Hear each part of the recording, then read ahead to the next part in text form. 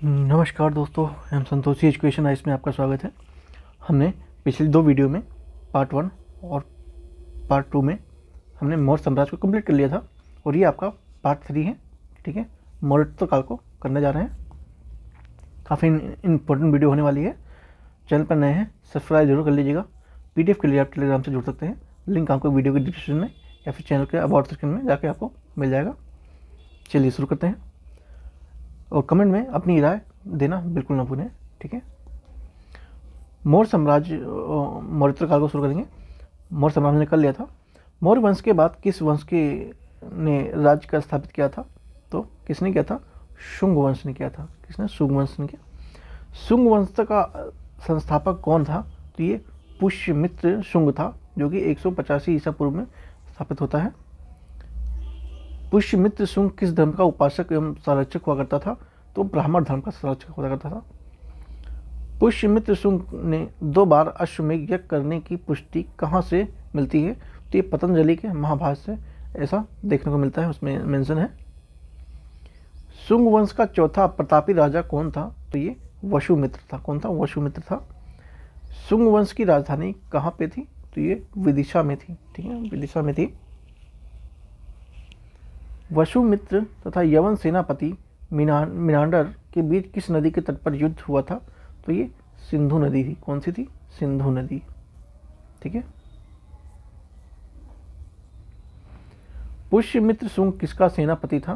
तो ये मौर्य साम्राज्य का बृहदत्त का सेनापति था।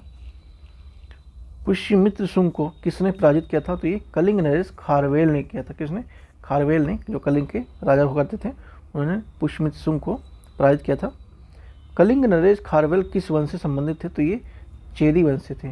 ठीक है, चेदी वंश से थे। हाथी गुफा अभिलेख किससे संबंधित है? तो कलिंग नरेश खारवेल से ही संबंधित है। किससे? खारवेल से। प्राचीन भारत का महायान और महान व्याकरण लेखक पतंजलि किसके समकालीन हुआ करते थे? तो ये पुष्यमित्र शुंग के समकालीन हुआ करते थे। कौन? महान व्याकरण लेखक पतंजलि पुष्यमित्र शुंग के ही समकालीन हुआ करते थे। पतंजलि ने किस पर महाभाष्य लिखा था? तो ये पाणिनि के अष्टाध्यायी पर उन्होंने महाभाष्य लिखा था। भरहुत एवं सांची के स्तूपों का पुनर्निर्माण किस काल में होता है?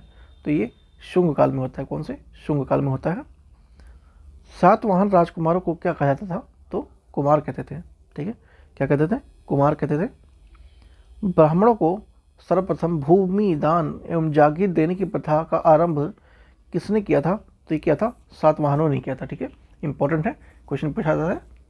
तो सातवाहनों ने किया था पहले से। भूमि दान और जागीर देने की प्रथा का आरंभ ब्राह्मणों को सातवाहनों ने किया था। सातवाहनों का राज की भाषा क्या हुआ करती थी? तो ये थी प्राकृत थी। ठीक है, क्या थी? प्राकृत थी। कार्यालय के चैत्य का निर्माण किसने करवाया था? तो सातवाहनों ने करवाया था। किसने? सातवाहनों ने। शुंग वंश का अंतिम शासक कौन था? तो देवभूति था। ठीक है, देवभूति था। शुंग वंश के बाद किस वंश ने भारत पर राज किया था? तो कर्ण वंश ने। किसने? कर्ण वंश ने किया था। देवभूति की हत्या किसने की थी? तो कर्णवंशी वासुदेव ने 73 ईसा पूर्व में किया था। कर्ण वंश का संस्थापक कौन था? तो वासुदेव था, जो कि 60 ईसा पूर्व में स्थापना किया था। सातवाहन वंश की स्थापना किसने किया था? सिमुक ने किया था। ठीक है, सिमुक ने किया था। सातवाहन राज्य की राजधानी कहाँ हुआ करती थी? तो ये पैठन या फिर प्रतिष्ठान में हुआ करती थी। गाथा सप्तशती की रचना किसने की थी? तो सातवाहन नरेश हॉल ने की थी।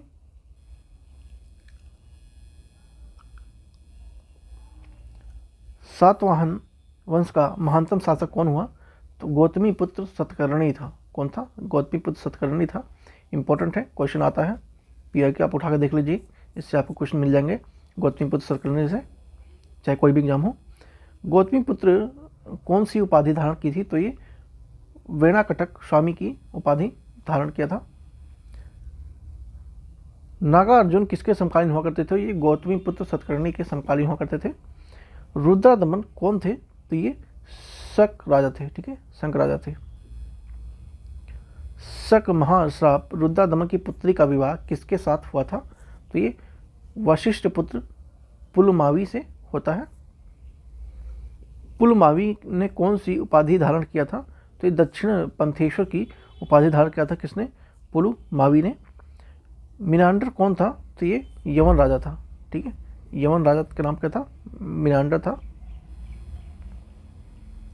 भारत के भीतरी भाग में प्रवेश करने वाला पहला यूनानी शासक कौन हुआ? तो ये डेमेट्रियस था। ठीक है, कौन था? डेमेट्रियस था। डेमेट्रियस ने अपने पिता की स्मृति में कौन सा नगर बसाया था? तो यूडेमिया नामक नगर को बसाया था। भारत में सबसे पहले सोने के सिक्के किसने जारी किए थे? तो हिंदू यूनानी ने जारी किए थे, इंडो ग्रीक ने। भारत क्षेत्र में शासन करने वाला पहला पल्लव शासक कौन हुआ? तो माउस था। ठीक है, माउस था। पल्लव वंश का शक्तिशाली शासक कौन हुआ? तो गोडोफर्शिनिस था। किस शासक ने के समय ईसाई धर्म प्रचारक सेंट थॉमस भारत आया था? तो ये गोंदो फर्निस के समय में आया था। भारत में कुषाण वंश की स्थापना किसने किया था? तो काजुल कटफिशेस प्रथम ने 1500 ईस्वी में किया था। कुषाण वंश का सबसे प्रतापी शासक कौन था? तो कनिष्क हुआ करता था। कौन था? कनिष्क था। कनिष्क राजा कब बना? तो ये 78 ईसा पूर्व में बनता है कनिष्क राजा। कनिष्क की राजधानी कहाँ पे थी? तो ये पुरुषपुर यानी कि पेशावर में थी। ठीक है, पेशावर में थी। कनिष्क की द्वितीय राजधानी कहाँ पे हुआ? तो ये मथुरा था। कनिष्क के कश्मीर विजय के बाद वह कौन सा नगर बसाया था? तो कनिष्कपुर ही बसाया था। ठीक है, कनिष्कपुर बसाया था।